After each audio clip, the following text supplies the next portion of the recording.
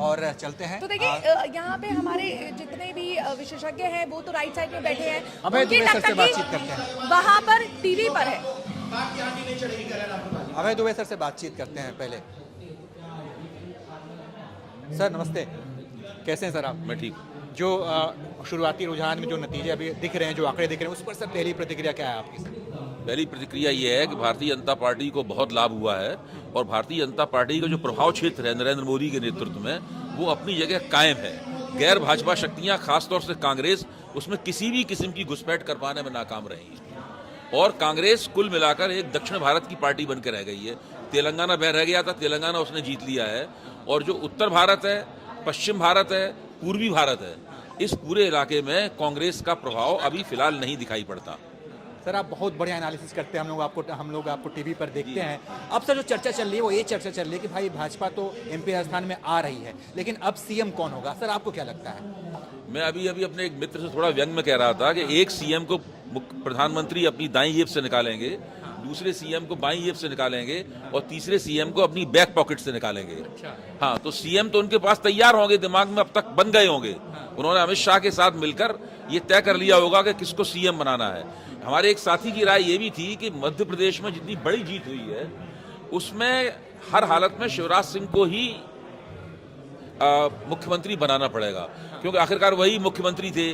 अगर anti incumbency होती तो उन्हीं के खिलाफ होती। फिर उनकी चलाई हुई योजना लाडली बहन योजना का एक कहा जा रहा है कि उसका चुनाव की जीत में बहुत बड़ा योगदान है। तो इस लिहाज से शिवराज सिंह के हो सकता है कि आला कमान और नरेंद्र मोदी शिवराज सिंह चौहान के बारे में अपनी राय बदल लें।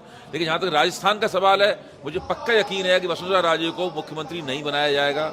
न ही छत्तीसगढ़ में अगर भाजपा जीतती है तो रमन सिंह को बनाया जाएगा। लेकिन शिवराज सिंह के लिए एक मौका बचता है।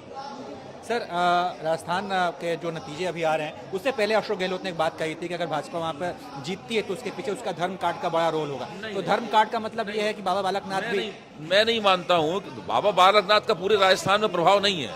वो तिजारा सीट से लड़ रहे थे, जहाँ पर यादव और मुसलमान हैं, वो खुद यादव जाति से आते हैं बाबा बालकनाथ, तो वो चुनाव पहले भी जीतते रहे हैं, एक बार चुनाव वहाँ हारे भी हैं। तो मैं नहीं मानता हूं कि केवल ये धार्मिक कार्ड की वजह से या हिंदू बनाम मुसलमान होने की वजह से राजस्थान में भारतीय जनता पार्टी जीती है। छत्तीसगढ़ के नतीजे क्या कहते हैं? छत्तीसगढ़ के नतीजे ये बताते हैं कि भूपेश बघेल की सरकार की जो छवि दिल्ली के पत्रकारों के बीच में थी और जो रेटिंग एजेंसियों ने और सर्वे एजेंसियों ने छवि बनाई थी, वो छवि गलत थी। और ये चुनाव नतीजे हमें ये भी बताते हैं कि जो एग्जिट पोल की टेक्नोलॉजी है उसकी फिर से जांच होनी चाहिए। एग्जिट पोल करने वाली संस्थाएं कमोबेश विफल रही हैं पूरी तरीके से। किसी का केवल एक प्रांत में सही साबित हुआ, दूसरे प्रांतों में गलत हो गया है। किसी का किसी भी प्रांत में सही साबित नहीं हुआ, तो उससे पूछा जाना चाहिए कि भाई कौन सा तरीका है। आपका बंदा किसी पोलिंग बूथ के सामने खड़ा होता है, उसमें से मतदाता निकलते हैं, उनसे पूछता है कि भाई आपने किसको वोट दिया, तो वो कौन थे मतदाता जिनसे आपने पूछा था। अब जैसे कि एक एजेंसी का जिसने भाजपा को मध्य प्रदेश में 2/3 बहुमत दिया था, उसका मध्य प्रदेश के बारे में सही निकला, लेकिन राजस्थान के बारे में गलत निकला।